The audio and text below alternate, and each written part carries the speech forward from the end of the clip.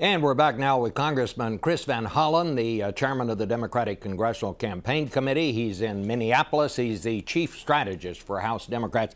Well, Congressman, you heard Karl Rove. He says all this money pouring in is good for what ails you. And he says that Republicans are just doing what Democrats have been doing for a long time. What's your take on that? Well, Bob, Karl Rove just told you he did not want the voters to know who was spending these tens of millions of dollars essentially to buy a Congress that does the bidding of special interests around the country. We had a bill in the House and the Senate. It was called the Disclose Act. It would have required all these different interests, whether they're left, center, or right, to disclose, to tell the voters who they are so the voters could exercise their own judgment. Every Republican but one voted against it. In other words, every Republican voted to keep the voters in the dark because they knew that when the voters connect the dots and they see the connection between what these special interests are spending and the special interest agenda that they want to pursue, they don't like what they see. Why do you think all this money is pouring into these groups that are raising money for conservatives and Republicans? Well, it's very clear. What you have is a whole group of big money special interest who had their day. I mean, they ran Washington when George Bush and Dick Cheney and Karl Rove were in the White House with a Republican Congress. In the last 22 months, their power has been reined in, and they want to get back. Let me give you some examples, Bob, of what we did. Wall Street reform. We said we're going to hold the big banks accountable so that no longer are taxpayers left footing the bill for their reckless decisions. Big banks didn't like that. Big banks didn't like it when we said, you're not going to get a big cut of the student loan program, the college student loan program. We're going to give that money directly to students so they can afford college. Multinational corporations didn't like it when we started to close these perverse loopholes that actually rewarded them when they shipped jobs, not goods, overseas.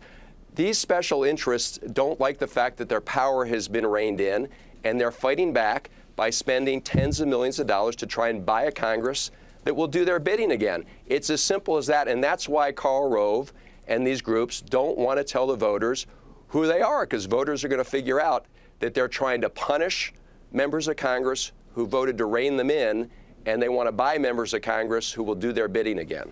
You know, some people say that when political parties or candidates begin to talk about the other side getting secret donations, it's really the remark of a doom campaign, because that they say you're just trying to shift the subject to something else because you've got a bad economy and you've got a lot of people out of work. I have to say, do you think people go to bed at night worried about secret campaign contributions, or are they worried about whether they're going to have a job tomorrow?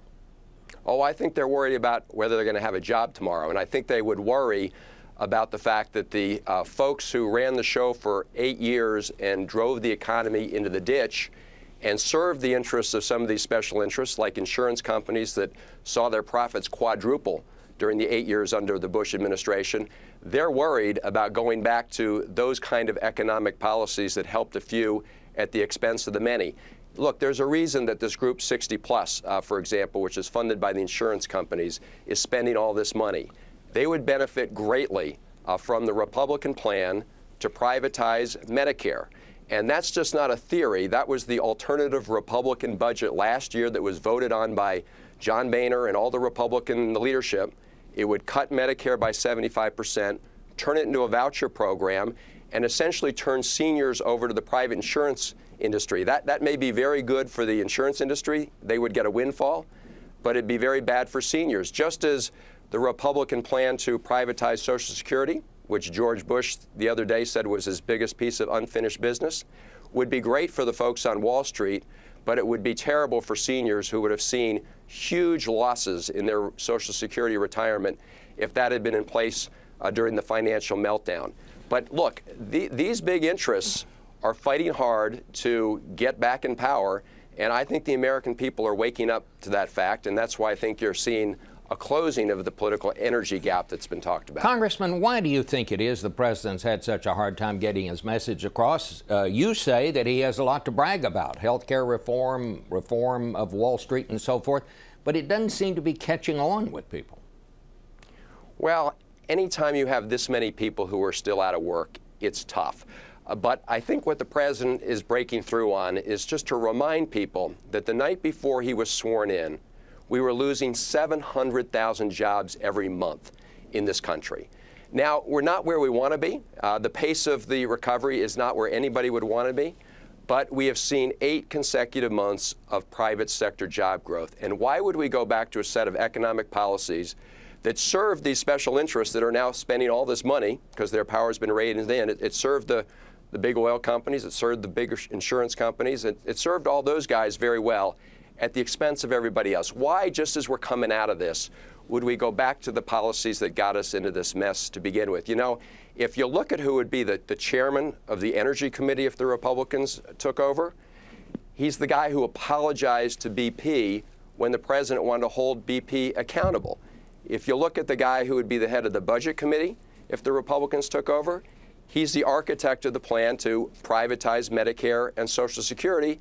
And finally, John Boehner, who would be the Republican leader, he's the guy that huddled with the Wall Street lobbyists to kill Wall Street reform and now has said that he wants to repeal Wall Street reform. Well, they will be popping the champagne bottles on Wall Street if these guys get elected. There's no doubt about that. All right. As will all the other big special interests. All right. Be having Very a big quickly, we have celebration. about 20 seconds. What happens on election night?